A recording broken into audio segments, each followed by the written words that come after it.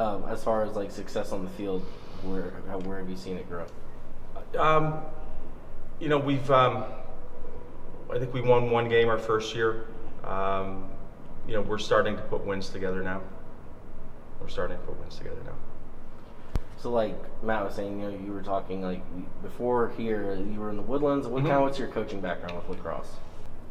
Moved up to the JV level at the high school, and then was brought over here by someone that I had coached in select. So started with, like I said, 13 guys. No one had ever played, so it was really teaching lacrosse, not coaching lacrosse. And we've kind of gotten to the point now where we still teach a lot, but there's more coaching involved in what we do.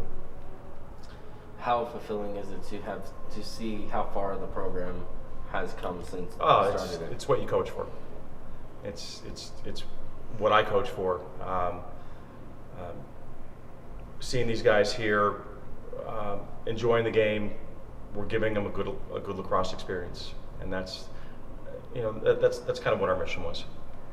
It seemed like you mentioned you came from the Northeast, Mm-hmm. and up in the Northeast, I mean, everybody plays lacrosse. It's like just what they do. Here in Texas, it's starting to pick up some steam. What has it been like for you to see it starting to pick up down here? Texas lacrosse, I don't think is going to sneak up on anybody anymore because of the athletes, and we've got 2 and 3 sport athletes on this team. So we've, back when I started coaching at the youth level, we were pulling kids that played football, and those were where we were getting the athletes from. And then, from there it was teaching the game, and then kids were starting to make the decision that I want to play lacrosse now, and they would tell friends. It's word of mouth here. All our players are advocates for the sport here. It's we get guys coming out on a regular basis that we just got 4 or 5 guys back that were playing basketball here. We get another couple guys that came to us from soccer. We had a guy in our varsity game last night that didn't even have a week of practice, but he was a soccer player. He understands playing with his feet and defense, and he got a ton of minutes last night. So that's kind of what we have to do here. There's less than 300 boys here. It's a big baseball school, so we're looking for athletes, and all we need to do is get a stick in their hand, and then we'll take the rest from there. So it's been 5 years now. This is the 5th year. 5th year, yep. Of it. You've seen how far it's come in those 5 years. Where do you want to see it in the next 5 years? Like when year 10 gets here? Yeah, I can see this being a destination school because we're right in the middle of say Tomball, Magnolia, the Woodlands, and you've got Klein a little off in that direction. I think we're a good alternative for parents that are looking for school where there's a good teacher-student ratio, and maybe if they're in a big school or one of these factory schools like the Woodlands where there's 4,500 students.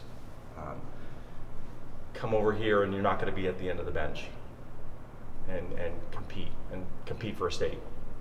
Do you see the conversations happening in TAPS in the next couple of years to make lacrosse a full TAPS? Yeah, sport? there's discussion.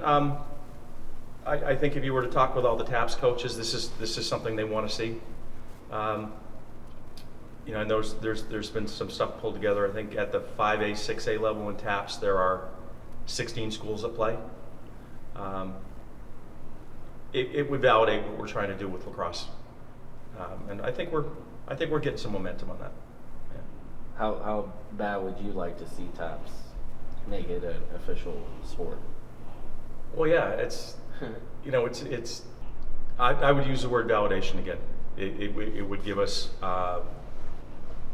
some credibility.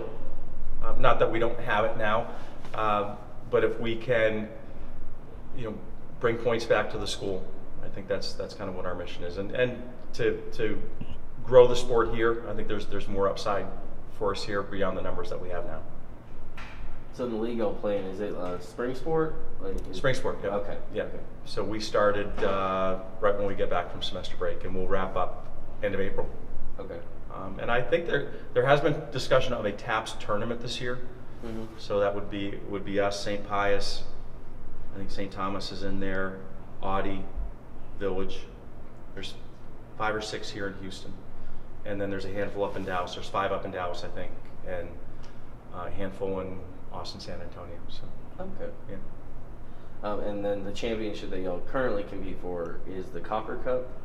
Believe it's Copper Cup. Yeah, this is it. So the THSLL just went to a 4 division setup this year. Okay. So we were a Division 3 team last year. Now we're a Class D, Class D. and that's all based on enrollment. Okay. The team we played last night was a Class C team. We've got a Class B team on our schedule. We're playing up this year. Okay.